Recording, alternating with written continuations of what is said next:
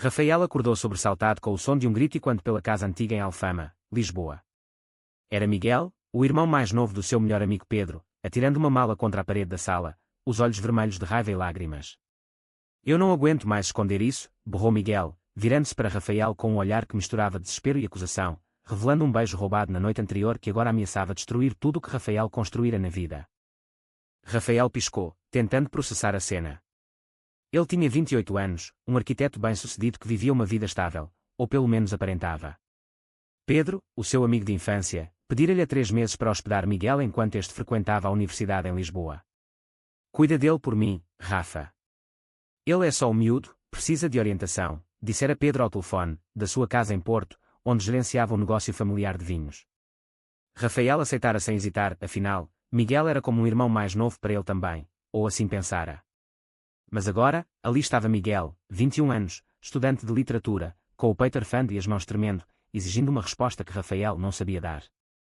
A casa em Alfama, com as suas paredes caiadas e vistas para o Tejo, tornara-se um palco de tensão nos últimos meses.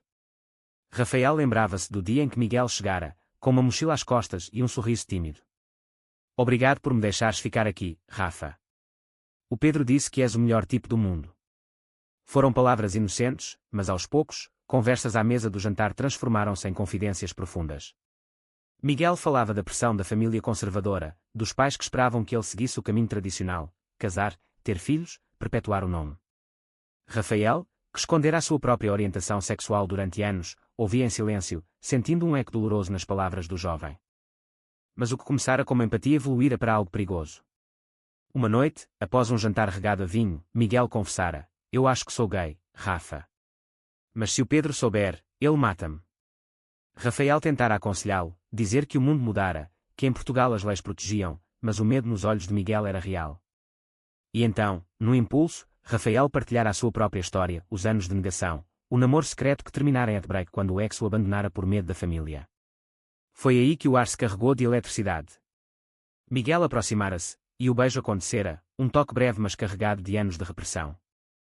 Agora, na manhã seguinte, a realidade batia à porta.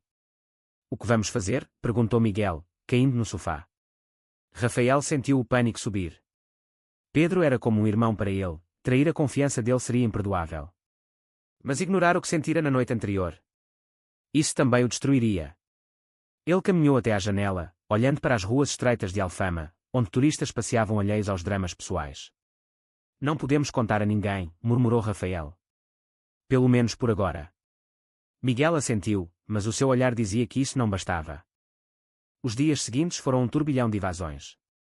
Rafael mergulhava no trabalho, projetando edifícios modernos que contrastavam com a tradição lisboeta, enquanto Miguel frequentava as aulas na universidade, voltando para casa com pilhas de livros sobre autores que era como Fernando Pessoa, ironia que não escapava a nenhum dos dois. Mas à noite, a tensão crescia. Conversas inocentes viravam debates acalorados sobre identidade. Por que temos de esconder? Questionava Miguel. Em Lisboa, há orgulho gay todos os anos. As pessoas aceitam. Rafael respondia com amargura: aceitam na teoria. Na prática, famílias como a tua deserdam filhos. Ele sabia do que falava, os seus próprios pais, devotos católicos, mal falavam com ele desde que descobrira a verdade anos antes. Uma tarde, Pedro ligou inesperadamente. Como está o miúdo? Está a portar-se bem. Rafael engoliu em seco, forçando um riso. Tudo bem, ele é um santo. Mas ao desligar, sentiu o peso da mentira. Miguel, que ouvira a conversa, aproximou-se. Vês? É isso que nos espera, mentiras eternas. Rafael virou-se, irritado. O que queres que eu faça? Diga ao teu irmão que estou apaixonado por ti. As palavras escaparam antes que pudesse contê-las, e o silêncio que se seguiu foi ensurdecedor. Miguel sorriu pela primeira vez em dias, mas Rafael soube que aquilo era o início de um caminho sem volta. A pressão familiar começou a manifestar-se. A mãe de Miguel e Pedro, Dona Isabel, uma viúva rigorosa do Norte, ligava semanalmente para verificar. Miguel, estás a estudar? Nada de distrações, hein? Quero netos um dia. Miguel desligava, frustrado, e desabafava com Rafael. Essas noites aproximavam-nos mais, mas cada toque, cada olhar, era uma traição a Pedro. Rafael debatia-se internamente, era certo explorar aqueles sentimentos com alguém tão jovem, tão vulnerável. Ou estava apenas a repetir os erros do passado? Numa sexta-feira, convidaram amigos para um jantar. Entre risos e copos de vinho verde, Rafael observava Miguel interagir, notando como ele se continha, evitando olhares prolongados. Mas quando os convidados saíram, Miguel explodiu: não aguento esta farsa. Rafael tentou acalmá-lo, mas acabou por abraçá-lo, um gesto que durou demasiado. Naquela noite, decidiram dar um passo, sair juntos, anonimamente, para um bar gay no bairro Alto. Foi libertador, música alta, corpos dançando sem medo. Mas no regresso, um vizinho viu-os de mãos dadas. Cuidado, rapazes, murmurou o homem, com um tom que misturava advertência e desaprovação. Rafael sentiu o medo voltar. Os conflitos internos intensificavam-se. Rafael sonhava com Pedro descobrindo tudo, imaginando o amigo a virar-lhe as costas. Miguel, por seu lado, lutava com a culpa de trair o irmão. Ele sempre me protegeu, confessava. E agora isto?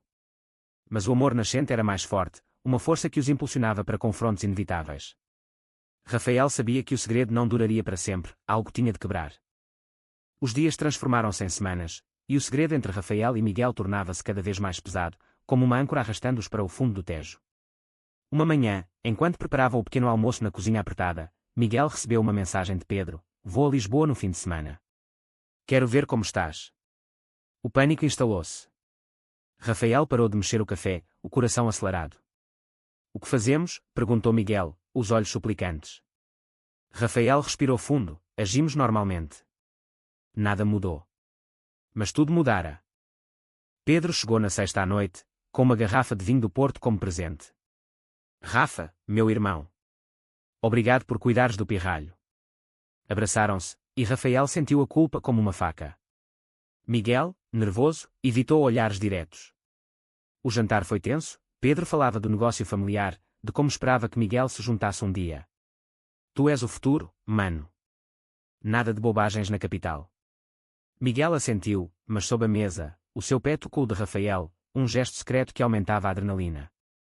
No sábado, saíram os três para um passeio pelo Chiado. Pedro, sempre extrovertido, contava anedotas da infância, recordando como Rafael e ele se conheceram na escola em Porto. Lembras-te quando nos metemos em brigas por causa de raparigas? Bons tempos. Rafael riu forçado, mas Miguel ficou calado, o rosto pálido. Num café, Pedro virou-se para o irmão: estás estranho, Miguel. Alguma namorada a distrair-te? Miguel gaguejou: não, nada disso. Rafael interveio: ele estuda muito, Pedro. Deixa o rapaz. Mas o olhar de Pedro era perscrutador. À noite, enquanto Pedro dormia no sofá, Miguel esgueirou-se para o quarto de Rafael. Não consigo mais, sussurrou. Quero contar-lhe. Rafael puxou para si, mas recusou: agora não. Ele não entenderia. O beijo que se seguiu foi desesperado, carregado de medo e desejo. Mas na manhã seguinte, Pedro notou algo: vocês dois parecem cúmplices demais. O que se passa? Rafael inventou uma desculpa sobre discussões sobre literatura, mas Pedro franziu o sobrolho. Ao partir, abraçou Miguel: cuida-te, mano. E tu, Rafa, obrigado. És família. As palavras ecoaram como uma sentença. Com Pedro fora, a relação intensificou-se, mas com ela veio o conflito. Miguel queria mais, sair abertamente, enfrentar o mundo. Rafael, marcado por experiências passadas, hesitava. A sociedade portuguesa é progressista na lei, mas nas famílias é diferente. Contou de um amigo que fora expulso de casa aos 18 anos. Miguel argumentava: então mudamos isso. Começamos por nós. Mas Rafael via o risco: perder Pedro, o emprego, a estabilidade. Uma crise surgiu quando Dona Isabel visitou inesperadamente. Vim ver o meu menino, anunciou, trazendo pastéis de nata. Durante o almoço, ela interrogou Miguel sobre estudos e futuro. E raparigas? Alguma especial? Miguel corou, e Rafael interveio: ele foca-se nos livros, Dona Isabel. Mas ela insistiu: a família precisa de continuidade. O teu pai, que Deus o tenha, sempre disse isso. Miguel explodiu internamente, mas conteve-se. À noite, desabafou com Rafael: ela representa tudo o que me sufoca. Rafael consolou, mas questionava-se: estava a encorajar Miguel ou a usá-lo para curar as suas feridas? Os confrontos sociais começaram. Num evento universitário, Miguel convidou Rafael. Lá, amigos liberais celebravam diversidade, mas um colega conservador comentou: gay. Isso é moda americana. Aqui, homens são homens. Miguel defendeu-se, mas Rafael ficou calado, temendo exposição. No regresso, discutiram. Porque não disseste nada, acusou Miguel. Porque não é assim tão simples, rebateu Rafael. A briga terminou em lágrimas, com Miguel dormindo no sofá. Rafael refletia sobre as escolhas. Aceitar Miguel significava arriscar tudo: amizade, família adotiva. Mas rejeitá-lo. Isso seria negar-se a si mesmo novamente. Uma noite, após reconciliar-se, Miguel propôs: vamos para o Algarve, só nós dois. Para pensar.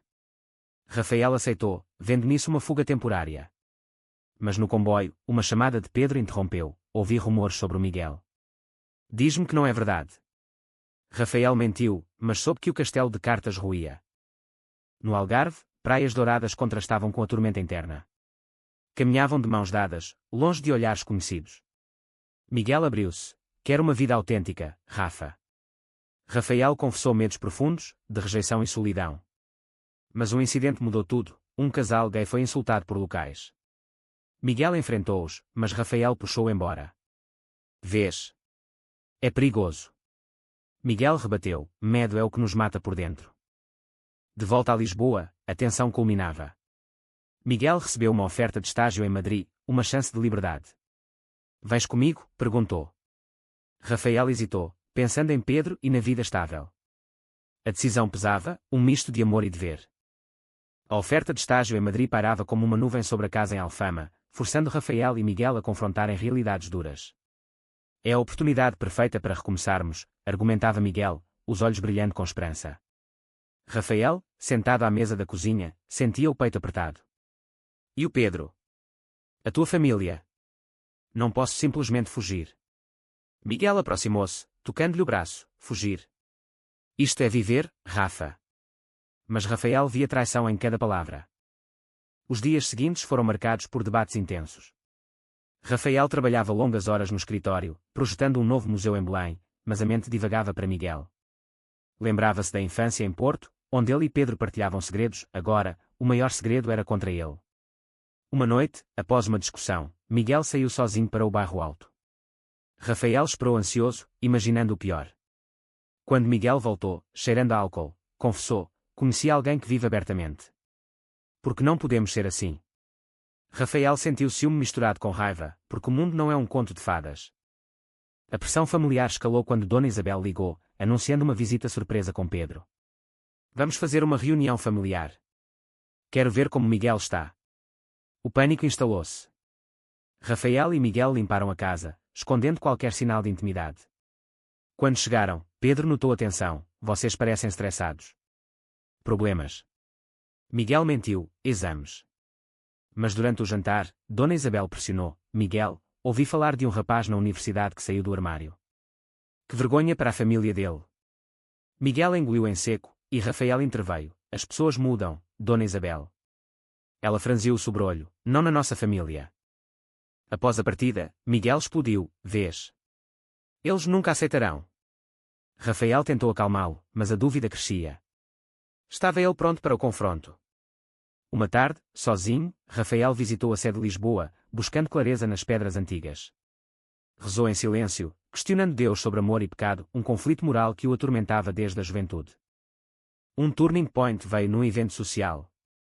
Amigos comuns convidaram-os para uma festa no Príncipe Real, bairro gay-friendly. Lá, casais dançavam livremente, mas Pedro apareceu inesperadamente, convidado por engano. Viu Miguel e Rafael próximos demais. O que é isto? Questionou, o tom acusador. Rafael gaguejou: nada, só conversa. Mas Pedro insistiu: Miguel, diz-me a verdade. Miguel, num impulso, confessou: sou gay, mano. E o Rafa? Ajudou-me. Pedro ficou em choque, virando-se para Rafael: ajudou? Ou aproveitou-se? A briga eclodiu, com Pedro acusando Rafael de traição. És o meu melhor amigo. Como pudeste? Rafael defendeu-se: não planeei isto. Aconteceu. Pedro saiu furioso, deixando-os em pedaços. A reação de Pedro foi um golpe. Ligou no dia seguinte: nunca mais fales comigo. E tu, Miguel, volta para Porto. Miguel recusou. Não vou viver uma mentira. Dona Isabel, informada, chorou ao telefone. Que desgraça. O que dirão os vizinhos? Miguel desligou, mas o dano estava feito. Rafael sentiu o peso da perda. Pedro era família para ele. Valeu a pena? Perguntou a si mesmo, olhando o Tejo. Miguel, ferido mas determinado, preparava-se para Madrid. Vens ou não? Rafael debatia-se. Ficar significava solidão, ir significava abandonar raízes. Num momento de clareza, lembrou-se de uma carta antiga do ex, que escolhera a família sobre o amor. Não serei como ele, decidiu. Mas antes, confrontou Pedro num café em Porto. Desculpa, mas amo teu irmão. Pedro, magoado, rebateu, amor. Isto é egoísmo. Destruíste a nossa família. As palavras cortaram fundo, mas Rafael insistiu, família aceita ou perde. Pedro saiu sem resposta. De volta, Rafael contou a Miguel. Vou contigo. Mas a alegria foi breve. Dona Isabel apareceu, suplicando, Miguel, pensa nos teus avós. Isto mata-os. Miguel hesitou, o conflito moral a dilacerá-lo. Escolher o amor ou a família? Rafael viu-o vacilar, questionando a sua influência. A tensão culminava numa noite chuvosa. Miguel chorou, e se for um erro? Rafael abraçou-o, erros são parte da vida. Mas esconder é pior. Decidiram ir, mas o preço era alto, isolamento, julgamento. A partida para Madrid aproximava-se, mas o caminho estava minado de minas emocionais, cada passo uma potencial explosão. Rafael arrumava as malas na casa de Alfama, sentindo o vazio das paredes que outrora ecoavam risos. Miguel, ao telefone com um amigo da universidade, ria forçado, mas os olhos traíam a dor. Estamos a fazer o certo? Perguntou ele, desligando. Rafael assentiu, sim, mas dói. A decisão de deixar Lisboa era uma aposta alta, trocando segurança por liberdade. Pedro não respondia às chamadas, um silêncio que feria mais que palavras. Dona Isabel enviara uma carta, volta, filho. Podemos arranjar ajuda. Miguel rasgou-a, mas Rafael viu as lágrimas. Ela pensa que é uma doença, murmurou Miguel. Rafael recordou as suas próprias batalhas, terapia secreta, noites insones questionando a moralidade. A sociedade evolui devagar, disse. Mas em Portugal, apesar das leis progressistas, o estigma persistia em círculos conservadores. Um confronto final com Pedro ocorreu no encontro marcado em Lisboa. No Rossio, sob o sol poente, Pedro apareceu, rosto endurecido. Por que o meu irmão? Perguntou. Rafael explicou, não escolhi. Aconteceu. Pedro rebateu, escolheste trair-me. Miguel interveio, não é sobre ti, mano. É sobre mim. A discussão escalou, com Pedro acusando, vais destruir a família por uma paixão. Miguel defendeu, paixão. É amor. Pedro, emocionado, confessou, tenho medo por ti. O mundo é cruel. Rafael viu uma brecha, então apoia-nos. Pedro hesitou, mas saiu, preciso de tempo. A reação social ampliou-se. Amigos comuns dividiram-se, alguns apoiavam, outros distanciavam-se. Um colega de Rafael no escritório comentou, ouvi coisas. Cuidado, pode afetar promoções. Rafael sentiu a discriminação sutil, um lembrete de que a aceitação era superficial. Miguel, na universidade, enfrentou olhares, o irmão do Pedro. Que escândalo! Mas ganhou aliados em grupos quer, fortalecendo-o. Internamente, Rafael lutava com culpa. Sou mais velho, devia proteger-te, não complicar, confessou uma noite. Miguel rebateu, não sou criança. Escolhi isto. Mas o desequilíbrio etário pesava, questionando ética. Miguel, por seu lado, debatia-se com lealdade familiar, e se eles nunca perdoarem? Rafael não tinha respostas, apenas abraços. A mudança para Madrid trouxe novos desafios. No apartamento pequeno, adaptavam-se à vida nova. Miguel começava o estágio, entusiasmado com a abertura espanhola. Rafael freelancava a arquitetura, mas saudade de Lisboa corroía. Uma chamada de Dona Isabel abalou, teu tio soube. Está envergonhado. Miguel chorou, mas manteve firme, amo-vos, mas amo mais. Traições emergiram. Um amigo de Pedro contactou Rafael, ele está destruído. Pensa em desistir do negócio. Rafael sentiu remorso, questionando se o amor justificava a dor alheia. Miguel, ao saber, discutiu, não é nossa culpa. Eles escolhem rejeitar. Mas o argumento soava oco. Numa viagem de volta a Portugal para arrumar assuntos, confrontaram o passado. Em Porto, visitaram a casa familiar. Dona Isabel abriu a porta, olhos inchados, entram, mas sem discussões. Pedro estava lá, tenso. A conversa foi dolorosa, acusações, lágrimas, memórias. Por que esconderam? Perguntou Pedro. Rafael admitiu, medo. Miguel suplicou, aceita-nos. Pedro, relutante, disse, tento, mas dói. Dona Isabel chorou, Deus perdoa, mas a sociedade. Saíram sem resolução plena, mas com uma semente de esperança. De volta a Madrid, a relação testava limites. Miguel florescia, mas Rafael sentia-se deslocado. Valeu o preço? Perguntou uma noite. Miguel respondeu, sim, porque somos livres. Mas Rafael via cicatrizes, amizades perdidas, família fraturada. O clímax veio numa crise. Pedro ligou, anunciando uma visita.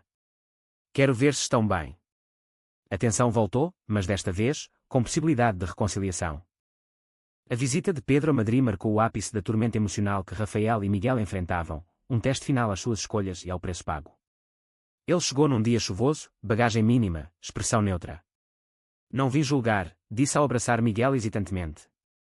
Rafael observou, coração apertado, sabendo que uma palavra errada poderia destruir o frágil equilíbrio. Sentaram-se no pequeno apartamento, com vistas para as ruas movimentadas, e o ar carregava-se de anos de amizade e traição. Pedro começou, demorei a processar. Senti-me traído, Rafa. Rafael assentiu, entendo. Desculpa. Miguel interveio, não é culpa dele. Sou eu quem sou. Pedro olhou para o irmão, sempre soube que eras diferente, mas ignorei. Contou de sinais na infância, de como a família conservadora o moldara a negar.